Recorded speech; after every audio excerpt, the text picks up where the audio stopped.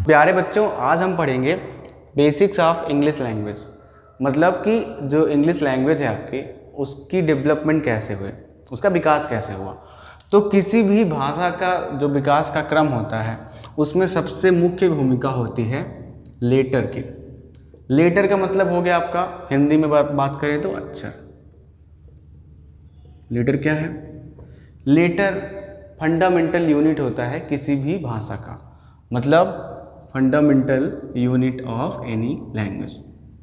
Fundamental unit of any language, ठीक है।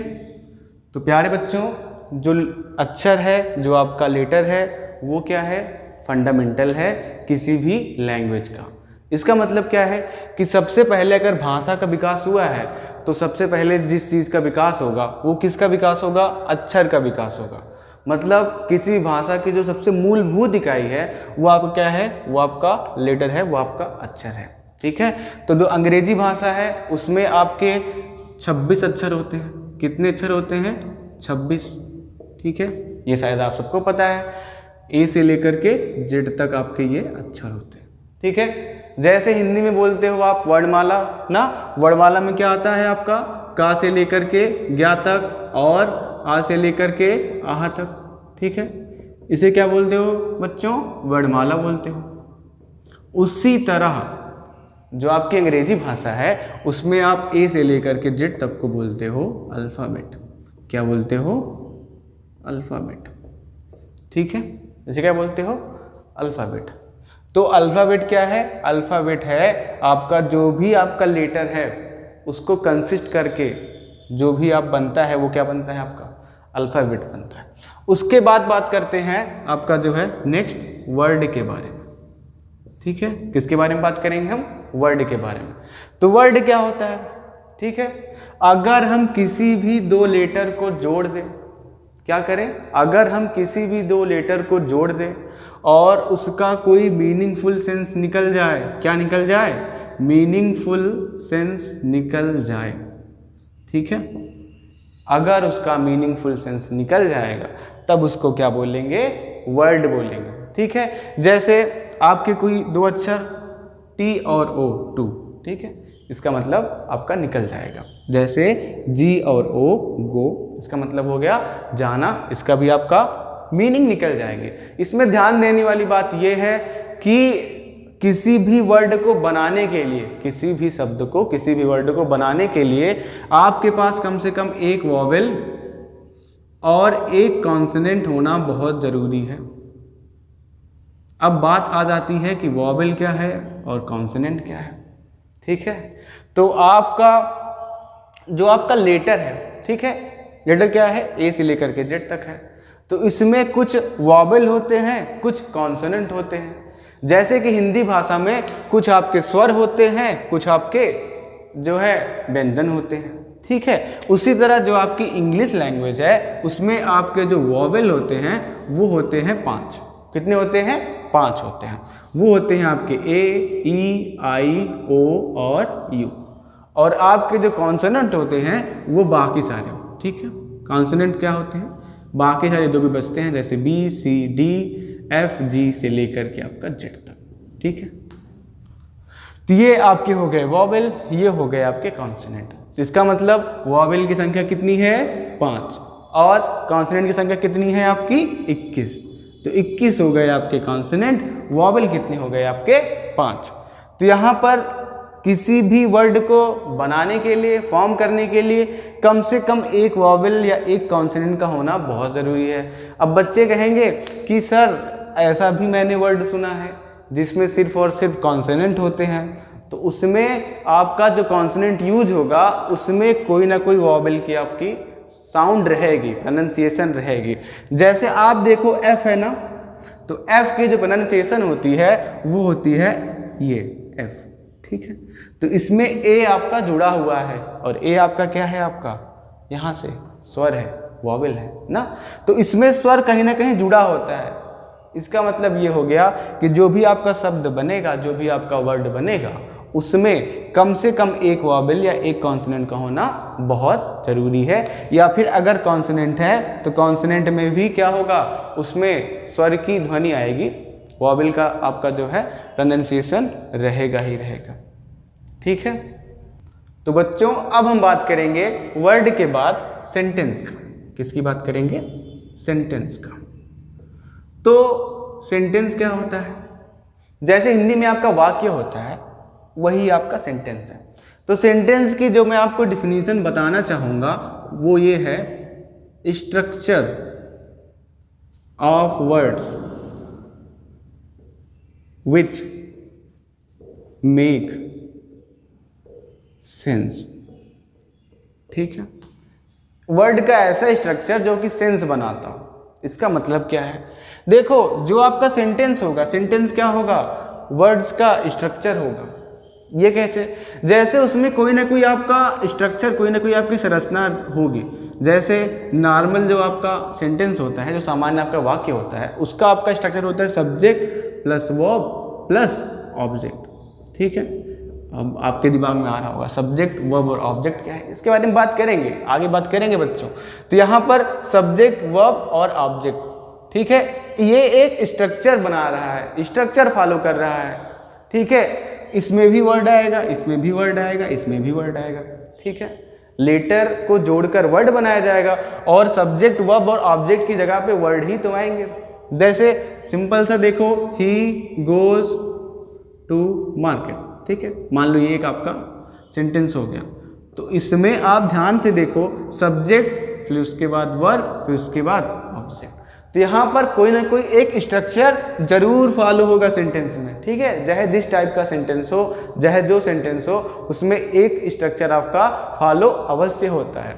Sentence में आपके दो पार्ट होते हैं। ठीक है, एक होता है आपका सब्जेक्ट, एक होता है आपका प्रेडिकेट।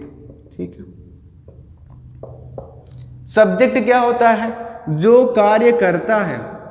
ठीक है, जो कार्य करता है उसे क्या बोलते हो आप? सब्जेक्ट। मतलब कार्य करने वाले को क्या बोलते हो आप? सब्जेक्ट। और जो कार्य किया जाता है वो क्या आता है? जो कार्य किया जाता है, जो कार्य किया जाता है उसे क्या बोलते हो आप? उससे बोलते हो आप प्रेडिकेट। ठीक है, सब्जेक्ट जो भी कार्य करेगा, कार्य करने वाले को क्या बोलेंगे आप? सब्जेक्ट बोलेंगे। और जो कार्य किया जाएगा, जो कार्य किया जा रहा है ना, वो सारे के सारे किस में आएंगे? आपके प्रेडिकेट में आएंगे। तो सेंटेंस के बाद आप जो है हम बताना चाहेंगे आपको क्लॉज के बारे में। ठीक है, किसके बारे में? क्लॉज के बारे में। तो क्लॉज क्या है? क्लॉज आपका having one subject and one verb. इसका मतलब क्या हो गया? इसका मतलब ये हो गया वर्ड का ऐसा ग्रुप। ठीक है, वर्ड का ऐसा ग्रुप जिसमें एक सब्जेक्ट हो और एक वर्ब हो, उसे क्या बोलेंगे? क्लॉज बोलेंगे। तो क्लॉज का एग्जांपल देखते हैं बच्चों। तो जो इसका एग्जांपल है वो ये है, all cars stop when red light turn on. ठीक है, इसका मतलब जब लाल आपकी लाइट, रेड लाइट आपकी जलती है, तब सभी कार्य क्या होती हैं? रुक जाती हैं। ठीक है, अब इसमें आपके दो क्लॉज हैं, एक क्लॉज आपका ये है, एक क्लॉज आपका ये है। ये जो क्लॉज है उसको बोलते हैं इंडिपेंडेंट क्लॉज, क्योंकि ये किसी पे डिपेंडेंट नहीं है। लेकिन दूसरा वाला आप देखो क्लॉज क्या है? When red light turn on. तो एक बात बताइए, अगर इसको हम कुछ समय के लिए गायब कर दें, ठीक है, तो इसका कोई मतलब नहीं निकलेगा। ठीक है, जैसे इसको अकेले पढ़ते हैं, when red light turn on, जब लाल बत्ती बंद हो जाती है। तो अगर कार रुकेगी नहीं, ठीक है, तो उसका कोई मतलब है क्या? नहीं है ना।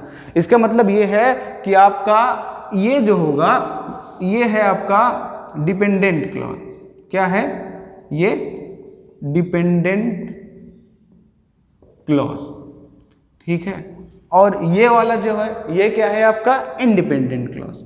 ये क्या है? आपका इंडिपेंडेंट क्लॉज, ठीक है, क्योंकि ये किसी पे डिपेंड नहीं कर रहा है और ये इस वाले जो फर्स्ट आपका क्लॉज है उस पर डिपेंड कर रहा है।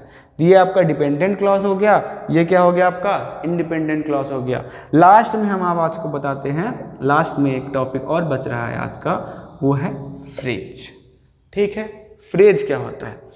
फ्रेज ऐसी चीज होती है, कुछ ग्रुप ऑफ वर्ड्स होते हैं जिनका कोई सेंस तो निकलता है लेकिन कंप्लीट सेंस नहीं निकलता है। उसका क्या निकलता है? उसका सेंस हमेशा इनकम्प्लीट रहता है, ठीक है। इसकी डिफिनीशन अगर चाहो तो आप लिख सकते हो, group of words which have incomplete sense, ठीक है। तो वर्ड्स का आपका ऐसा ग्रुप जिसका सेंस क्या हो? अपूर्ण हो, जिसका सेंस क्या हो? इनकम्प्लीट हो। जैसे आप एग्जाम्पल देखो, एग्जाम्पल से आप समझोगे। जैसे एग्जाम्पल एक बहुत ही फेमस एग्जाम्पल है रेड टेपिज्म, ठीक है। क्या है? Red tapism. तो रेड टेपिज्म का जो आपका मीनिंग होता है वो क्या होता है? वो होता है आपका लाल फीता शाही। क्या होता है? लाल फीता शाही, ठीक है। इसे किसे बोलते हैं? इसे बोलते हैं जो सरकारी आपके मुलाजिम होते हैं, सरकारी आपके जो कर्मचारी होते हैं। तो रेड टेपिज्म, ये आप ग्रुप ऑफ वर्ड्स है ना, एक वर्ड ये है, एक वर्ड ये है, दोनों को मिला के एक मतलब भी निकल रहा है। मतलब है ना लाल फीताशाही। जो आपके सरकारी आपके नौकर होते हैं, सरकारी जो कर्मचारी होते हैं, उन्हें बोलते हो आप लाल फीताशाही, ठीक है। क्योंकि उनका काम फाइलों का होता है और फाइलों जो है बांधने का काम किससे होता है? लाल फीते से, ठीक है। तो लाल फीताशाही मतलब उस पर जो लाल फीते पर जो शाह कर रहे हैं, जो राज कर रहे हैं, उसे क्या बोलते हैं? लाल फीताशाही। तो यहाँ पर ग्रुप ऑफ वर्ड्स है, रेड एक वर्ड है, टेपिज्म एक वर्ड है, ठीक है। और इनका कोई ना कोई मीनिंग भी निकल रहा है लाल फीताशाही, लेकिन इनका कोई सेंस नहीं निकल रहा है ना। सेंस का मतलब इनका इनकम्प्लीट सेंस है, ठीक है। जब ये किसी आपके सेंटेंस में आएंगे, ठीक है, तब इनका सेंस कंप्लीट होगा। तो प्यारे बच्चों, मुझे आशा है कि आपको ये क्लास कुछ ना कुछ काम की अवश्य लगी होगी। और ये जो बेसिक्स ऑफ इंग्लिश लैंग्वेज है, मतलब जो इंग्लिश लैंग्वेज के बेसिक्स टर्म होते हैं, ठीक है, सेंटेंस के बारे में, क्लॉज के बारे में, फ्रेज के बारे में और हम पढ़ेंगे और थोड़ा डीप में पढ़ेंगे। तो आई होप आपको ये चीज़ें आपको समझ में आई होंगी, ठीक है। अगर आपको कोई समस्या है, कोई डाउट है, तो आप कमेंट सेक्शन में आप कमेंट कर सकते हैं और आपको जीमेल पे आप क्वेरी भी भेज सकते हैं। अगर आप चाहें तो आपकी समस्याएं जीमेल पे मैं सॉल्व भी कर सकता हूं। तो मिलते हैं नेक्स्ट वीडियो में, तब तक के लिए जय हिंद।